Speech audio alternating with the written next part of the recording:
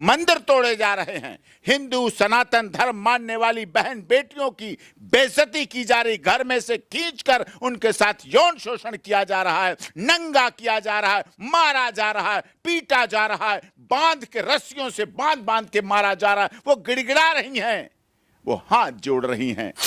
जब बांग्लादेश बड़ा हो रहा था, यौवन और शैशवावस्था में आ रहा था, उस समय इस्कॉन टेम्पल ने बांग्लादेश के लाखों लोगों को कई महीनों तक भोजन देने का काम किया। नमक खाने के बाद भी नमक हलाली और नमक हरामी करने वाले वो लोग देखे गए जिन्होंने बड़े होकर खाना खाकर, वहां का नमक खाकर जिंदगी वहां की पा करके उन्हीं इस्कॉन टेम्पल को तोड़ने का काम किया। बांग्लादेश में कटते, मिटते, पिटते, लुटते हिंदुओं और उनकी बहनों को, उनकी बेटियों को, उनके बच्चों को बचा लीजिए। 1 करोड़ की संख्या में वहां हैं। सर बहुत बहुत स्वागत है आपका। जी बहुत धन्यवाद। सर ये बताइए, सबसे पहले तो वहाँ के चर्चित प्रधानमंत्री इस्तीफा दी, उसके बाद वो भारत आ गई, और भारत आने के बाद जो हिंदू है, जो बांग्लादेश में पहले से रहते हैं, उनको काफी टॉर्चर किया जा रहा, परेशान किया जा रहा, फिर भी सरकार जो है खामोश है। इस्तीफा देना उनकी लोकतंत्र में आस्था बताता है। जी।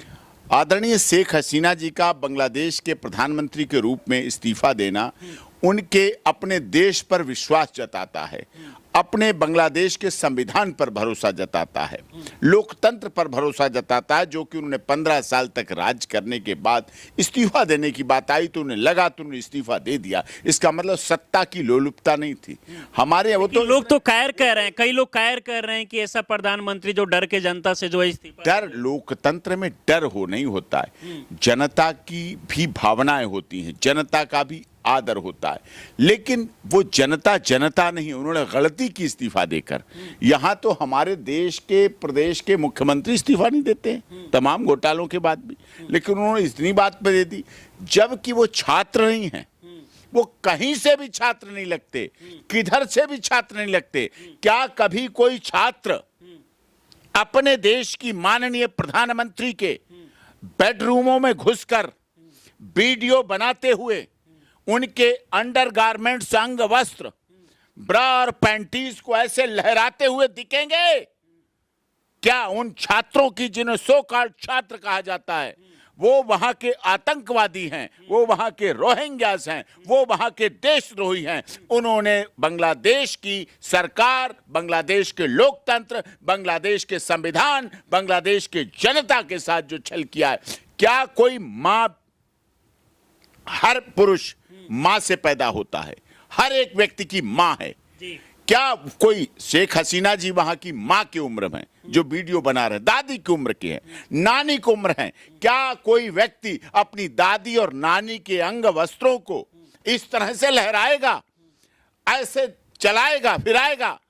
ये वाहियात, ये गैर कानूनी तो है ही, असंसदीय तो है ही, अपमानित करने वाला तो है ही, अनादर करने वाला तो है ही। वो केवल शेख हसीना जी के लिए अपमान नहीं है, वो खुद की, उनकी अपनी मां के लिए अपमान है, खुद उनके अपनी बहन के लिए अपमान है, खुद अपनी चाची, मौसी, दादी, ममानी और परिवार के लोगों की, महिलाओं के लिए अपमान है। पूरे देश की महिलाओं का अपमान किया है ऐसा घटना करके। हिंदू संगठनों के द्वारा ये कहा जा रहा है कि एक तरफ हसीना को भारत में संरक्षण दिया जा रहा है, विमान से बुला के रखा जा रहा है, लेकिन जो हिंदू शरणार्थी लोग जो वहां पर पहले से रहते हैं, उनको वहां से वापस नहीं लाया जा रहा है। इस तरीके ये दुखद है। सरकार को इस पर शीघ्र कार्रवाई करनी चाहिए।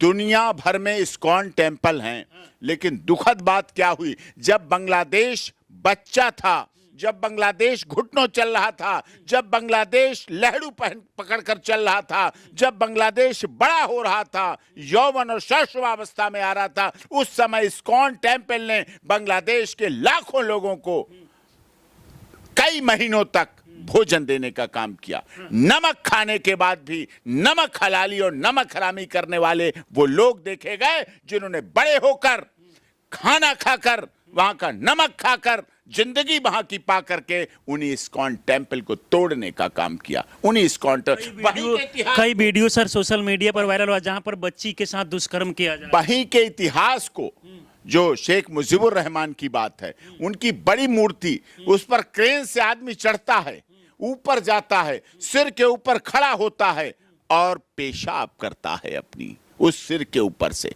पेशाब करने के बाद फिर उस मूर्ति को तोड़ा जाता है।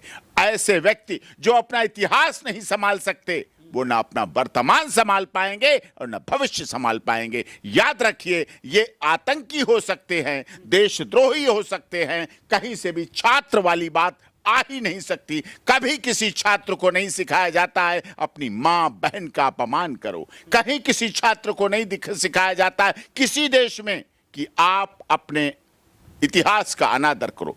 हमारे यहां आप देखिए, रखिए कुरान मजीद, उधर कुरान मजीद रखी है, देखा तिरंगे के पास कुरान मजीद भी है, तो रामायण भी है, तो महाभारत भी है, तो गीता भी है, तो उपनिषद भी, सभी धार्मिक ग्रंथ रखे हैं।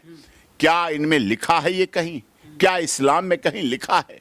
क्या कहीं ये बात बताई जाती है महिलाओं की इज्जत करें? ये वो लोग हैं जिनके हाथ सदैव सनातन के खिलाफ उठे हैं। एक आम मुसलमान, एक ना बांग्लादेश का रहने वाला, सभी मुसलमान कभी नहीं चाहेंगे कि वहां के मंदिर तोड़े जाएं, लेकिन तोड़े जा रहे हैं, मंदिर तोड़े जा रहे हैं। हिंदू सनातन धर्म मानने वाली बहन बेटियों की बेइज्जती की जा रही, घर में से खींचकर उनके साथ यौन शोषण किया जा रहा है, नंगा किया जा रहा है, मारा जा रहा है, पीटा जा रहा है, बांध के रस्सियों से बांध बांध के मारा जा रहा है। वो गिड़गिड़ा रही हैं, वो हाथ जोड़ रही हैं, वो आपके सामने शरणागति हो रही हैं।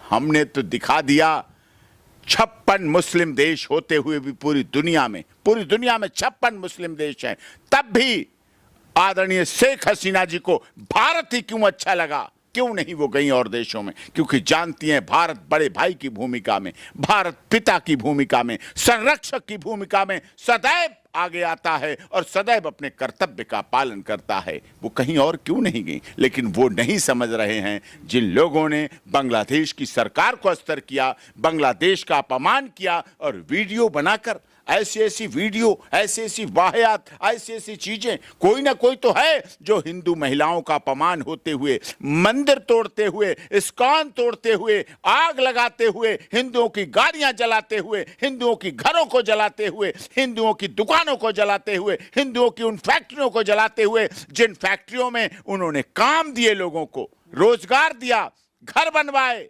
मकान दिए, कपड़े दिए, शिक्षा दी, स्वास्थ्य दिया, रोजगार दिया, उन हिंदुओं की उन्हीं फैक्ट्रियों को जहां से उन्होंने जीवन चलाया, जहां उनके बाप दादों ने काम किया, वहां भी उनको मारा जा रहा है, जलाया जा रहा है। ये भी बातें कह रहे हैं कि आजादी से पहले जैसा कि हिंदुस्तान का हिस्सा पाकिस्तान और बांग्लादेश था, तो दो भागों में बांट दिया गया। क्या अब वो समय आ गया जब बांग्लादेश को भी दो भागों में बांट दिया जाए? नहीं, पता नहीं क्या होगा।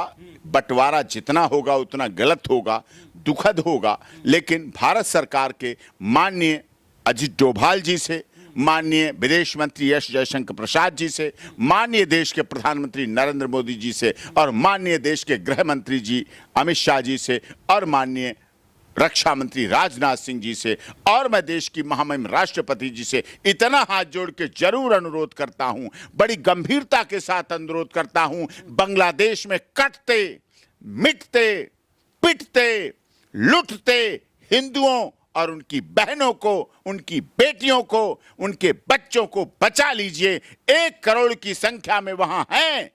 उन्होंने बांग्लादेश को बड़ा करने का काम किया, बांग्लादेश में इंफ्रास्ट्रक्चर को बढ़ाने का काम किया, बांग्लादेश को ऊंचा उठाने का काम किया। इस देश से 8 लाख छात्र बांग्लादेश में पढ़ने के लिए गए हुए हैं। 8 लाख छात्रों ने बांग्लादेश की आर्थिक मदद की, आर्थिक संपन्नता लाई, अर्थव्यवस्था को मजबूत किया और वहां के कॉलेज और इंफ्रास्ट्रक्चर को पूरी दुनिया में लाकर खड़ा कर दिया।